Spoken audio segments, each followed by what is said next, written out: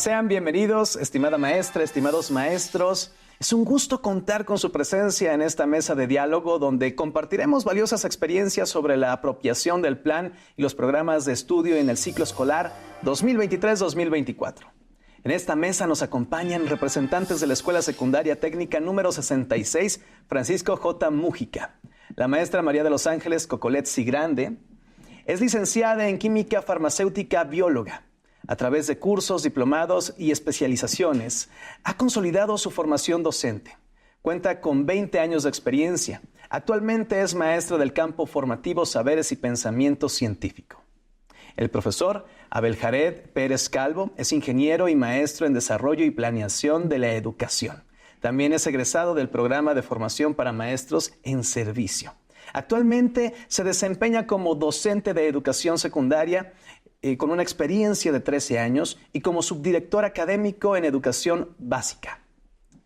El maestro Pío V Ricardo Ojeda Monroy es licenciado en Economía con 2 maestrías. Es doctor en Humanidades y Ciencias Sociales por la Universidad de León, España, con 33 años de servicio. Actualmente es director de la Escuela Secundaria Técnica número 66. Los temas que exploraremos nos llevarán a comprender mejor cómo se han integrado estos cambios en su práctica docente y cómo están impactando en el aprendizaje de las y los estudiantes en los diferentes colectivos escolares a lo largo de todo el país. Cada colectivo ha comenzado a escribir su propia historia en la adopción del modelo educativo de la nueva escuela mexicana. Esta historia implica un cambio hacia una educación humanista y científica con un currículo contextualizado y deliberativo. En este proceso se busca recuperar la autonomía profesional de los maestros y maestras, así como escuchar las voces y necesidades de los alumnos y alumnas y considerar el contexto familiar y social. Se aspira a crear una escuela en la que todas y todos los involucrados en la educación participen activamente en la formación de niñas, niños y adolescentes críticos y comprometidos con ellos mismos y con su entorno. Para comenzar, les pedimos nos platiquen cómo construyeron el programa analítico y qué elementos incluyeron en su desarrollo, maestra. Estamos rompiendo un paradigma educativo. Estamos transitando de una racionalidad individual instrumental a una racionalidad histórico-procesual conceptual, en donde lo que importa es el sujeto, en donde lo que importa es la territorialidad, la comunidad, en donde lo que importa es recuperar esa memoria histórica. Entonces, en ese sentido, empezamos a generar líneas temáticas al interior y será un reto para nosotros ir profundizando en esas categorías y en esos conceptos que inicialmente formaron parte del acompañamiento de esta formación de la nueva escuela mexicana.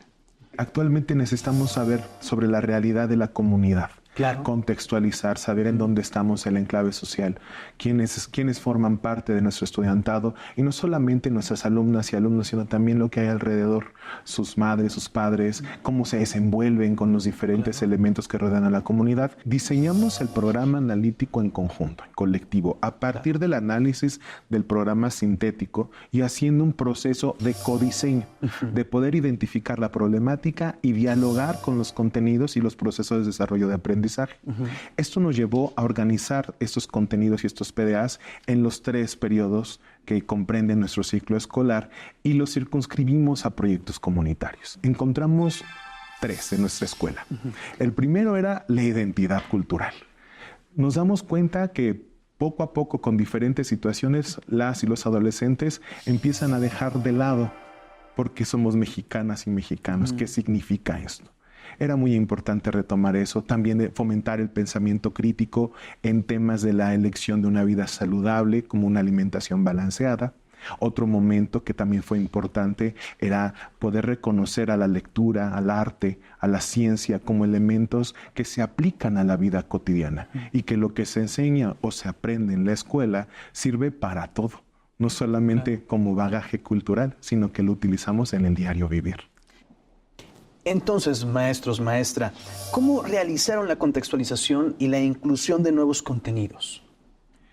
El programa analítico es nuestro nuestra visión global. Uh-huh. Y para poder tener esta visión global necesitamos recuperar lo que sucede en nuestra realidad. Uh-huh.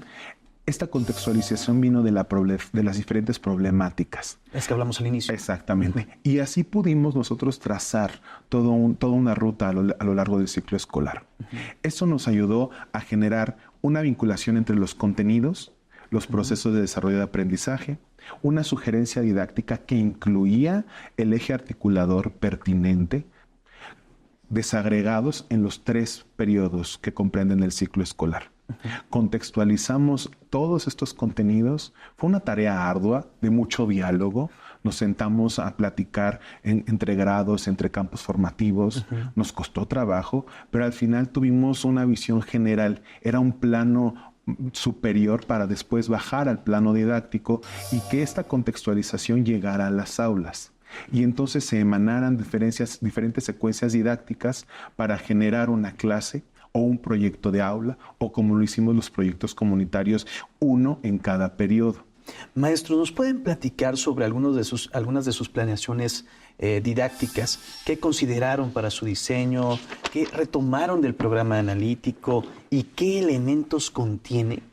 En una plática que tuvimos, la maestra Coco y yo, ya se me acercaba y me decía: maestro Jared, ¿cómo vamos a aterrizar el proyecto en mi planeación? Uh-huh. ¿Qué tema voy a tomar? ¿De qué manera voy a involucrar a mis estudiantes? Y nos preguntamos a partir de la realidad, y era nuestra segunda problemática, ¿no? Que tenía que ver la elección de una vida saludable a través del pensamiento crítico, y notamos que los estudiantes, las chicas, los chicos comen mucho picante.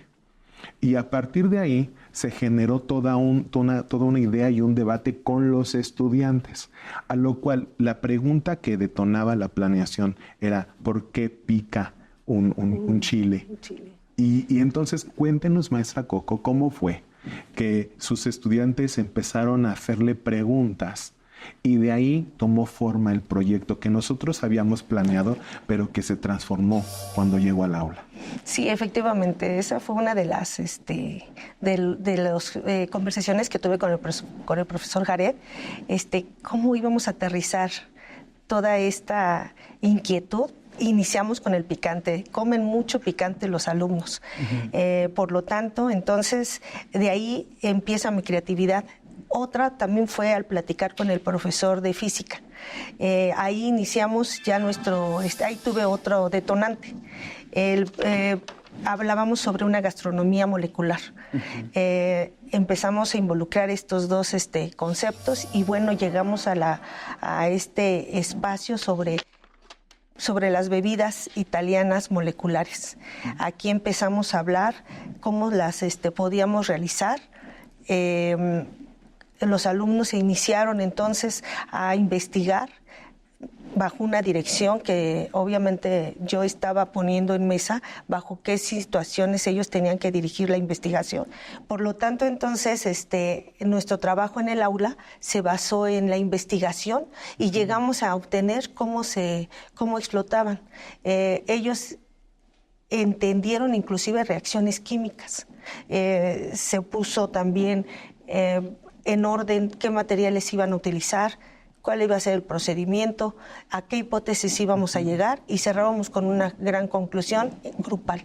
Cuando se presentó el proyecto, llegaron mamás, papás, la comunidad fue invitada, se abrieron las puertas de la escuela y era esta sorpresa. Era cómo es que en el laboratorio con la maestra de química hicieron estas perlitas desconcentrados de diferentes sabores, y al momento de no solamente en la bebida, sino de también incluirlas sí, claro, lo hace atractivo, y entonces decimos: yo quiero probar la ensalada.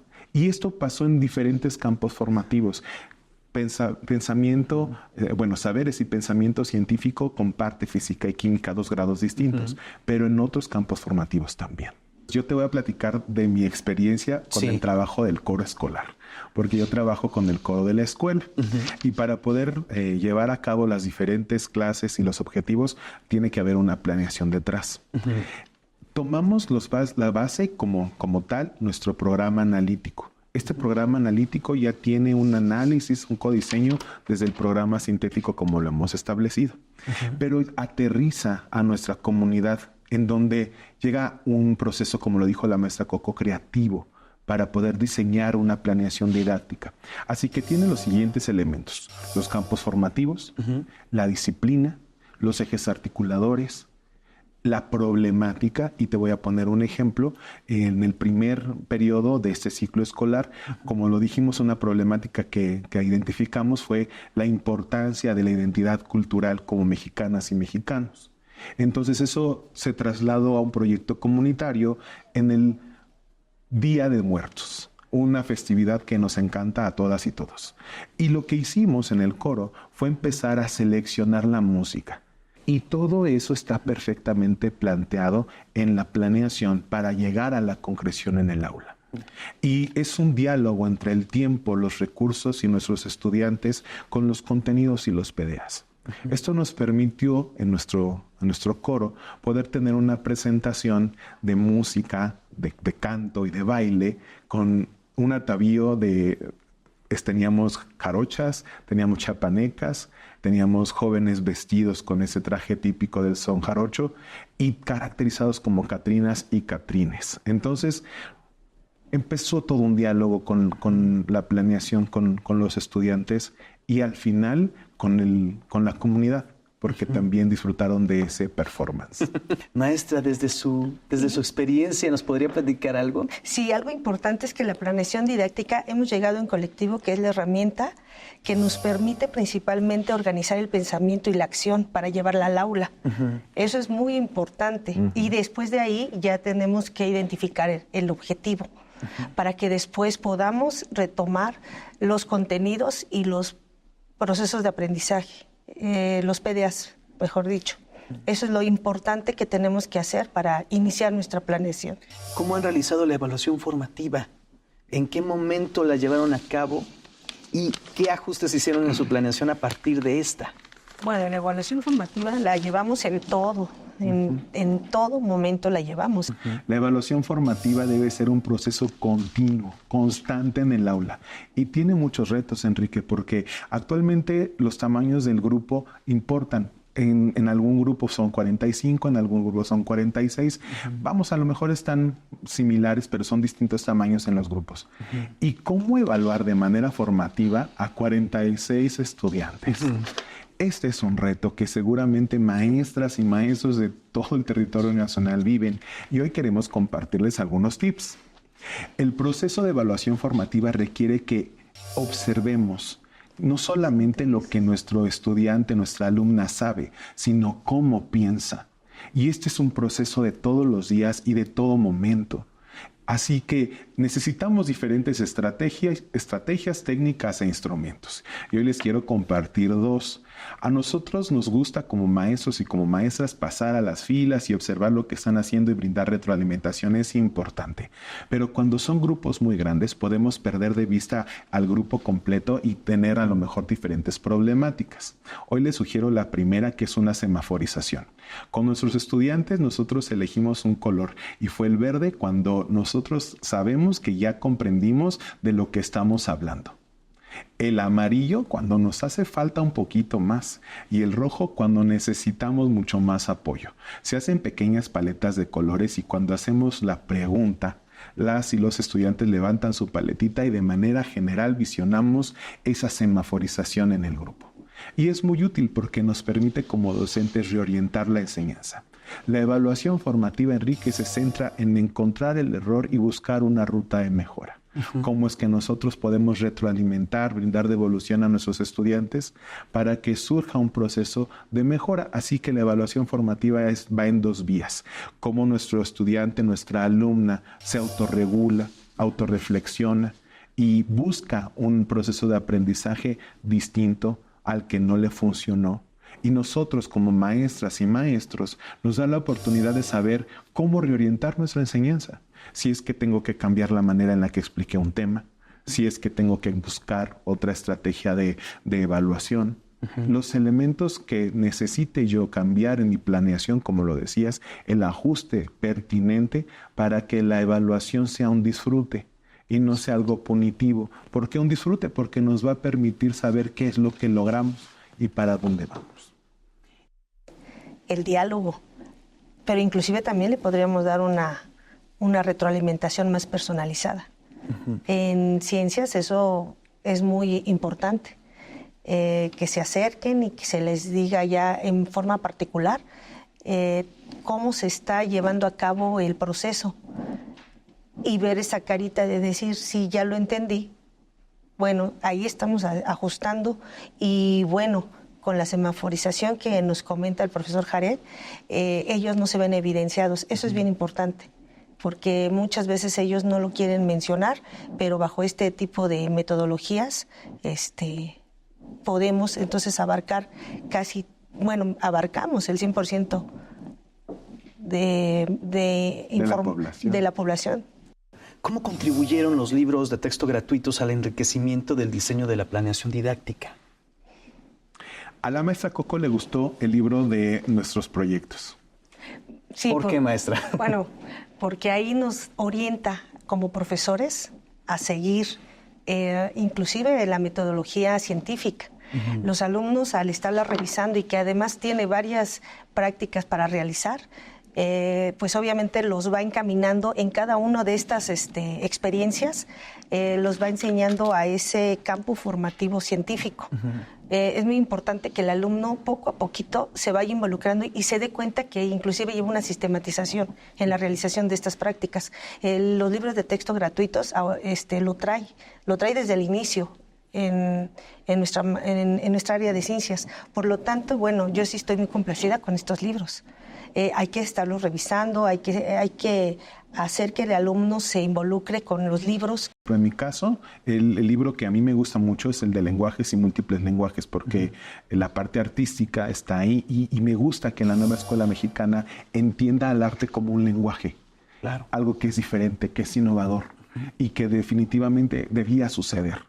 Así que en las diferentes colecciones de los libros de lenguajes hay lecturas y las hemos retomado, por ejemplo, para hacer beatbox, para poder leer a Sor Juana y musicalizar un poema.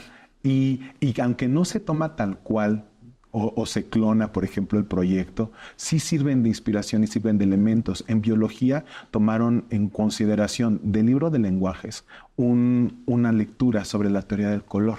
Uh-huh. Y esa teoría del color nos hablaba sobre todo lo que es la biología de cómo es que se percibe el color. Uh-huh. Se hicieron alebrijes en el primer periodo en biología y construyeron estas figuras con la teoría del color que encontraron en ese apartado. Pero no solamente eso, sino que también se vinculó con otras disciplinas porque se convirtió en un proceso de elección para las esferitas. Porque esas esferitas también obedecían a diferentes colores con los sabores de los concentrados y cómo es que jugaban con las ensaladas y qué color era el que le iba. Así que hubo una gran interdisciplinariedad con estos libros de texto, algo que nos pareció muy atractivo. Les pido por favor que nos platiquen, maestros, maestra, ¿qué aspectos han ido modificando tanto en el programa analítico como en la planeación didáctica? Tenemos que darnos cuenta que sí nos funcionó en un momento y que en otro momento ya no. Y decidimos cancelar nuestro último proyecto comunitario porque analizamos, en los consejos técnicos nos sirven mucho las sesiones, analizamos el progreso de otros contenidos que no necesariamente están dentro del techo del proyecto comunitario y que de alguna manera estaban quedando fuera. Y que al momento de hacer nuestro seguimiento en el PEMCE nos dimos cuenta que no podíamos permitir que esos contenidos quedaran fuera por darle mayor prioridad al proyecto comunitario. Eso nos llevó a hacer esa adecuación y por lo tanto ese cambio en el programa analítico generó cambios en las planeaciones didácticas. Bueno, pues efectivamente lo que dice el profesor era que teníamos forzosamente que ir analizando para no saturarnos. Uh-huh. Sí es muy cansado estas experiencias que la nueva escuela mexicana nos está poniendo a la mesa. Tenemos que saber cómo las vamos a ir dosificando, porque si no, a lo mejor también podríamos no aburrir al alumno, porque el alumno, al menos en ciencias, es muy creativo. Y yo creo que también en otras materias, pero sí tenemos también que dar prioridad a los PDAs, a todo nuestro programa analítico, que ya lo realizamos desde el inicio y que en comunidad lo estructuramos. Maestros, maestra, me gustaría conocer, y bueno, más bien que nos platiquen, si se ve reflejado en las aulas, en las niñas y en los niños y en las familias, un cambio en el aprendizaje y de qué manera se está manifestando. Las y los alumnos están transformando su manera de aprender, porque su realidad es muy distinta a la realidad de antaño. Así que es necesario que exista un modelo educativo, un paradigma educativo que nos permita incluir a todas y a todos desde un punto de vista humano. Estamos humanizando la educación. Cada vez tenemos a alumnas y alumnos con un pensamiento más crítico, que ya no se conforman con el por qué me lo dice mi maestro, Exacto, sino que se preguntan de dónde viene. Sí, sí considero que ha habido un cambio, especialmente porque, bueno, toda la comunidad de nuestros compañeros maestros, docentes, pues ha contribuido a que el alumno pues, tenga una forma especial de aprendizaje, retomando todos los elementos que cada uno de nosotros tenemos que visualizar. Claro que sí, la comunidad de nuestros padres y madres de familia sí lo han notado. ¿Qué desafíos han encontrado en el proceso de apropiación del plan y programas de estudio y cómo las han superado, maestra? El primer desafío era el desconocimiento, ¿no? El poder tener a la mano la información necesaria para poder implementar esta nueva escuela mexicana en la operatividad de las aulas. ¿Cómo lo superamos? Primero fue con una actitud positiva, porque y estudiando, empezando a estudiar. Estudiar todos estos contenidos. Y decir, sí se puede. Y teníamos el liderazgo educativo, sí, teníamos este acompañamiento de formación. Cada vez que venía un nuevo CETE, pues buscábamos los elementos de las guías para poder avanzar en nuestro progreso en la construcción del programa analítico. Pero algo que fue fundamental fue la dinámica de trabajo en el interior de las aulas. Sí, que realmente nos echáramos la mano unas y otros, que realmente dijéramos, oye, es que no le entiendo, y superáramos todo ego. Sí. Enrique, era muy importante superar todo ego para saber y decir, oye, no le entendí esto, ayúdame. Acercarnos unos con otros, oye, me hace falta esta idea, ¿tú qué vas a hacer? ¿Cómo lo hacemos juntos? Y era entre los pasillos, y era en el checador, y era en los espacios del consejo técnico, y era realmente tener un objetivo común. Yo creo que esto pasó en las diferentes escuelas, creo que se dio de diferentes maneras, y como decimos, no pretende que nuestra experiencia sea el ejemplo modelo para nada, pero sí disfrutamos el proceso, incluyendo los momentos de más estrés. Muchas gracias. Y nuevamente agradecerles por su participación, a nuestra invitada, a nuestros invitados, por haber compartido sus experiencias y aprendizajes durante esta apropiación de la nueva escuela mexicana. Les invito a ver las experiencias docentes de los otros niveles educativos. Soy Enrique Rodal. Hasta la próxima.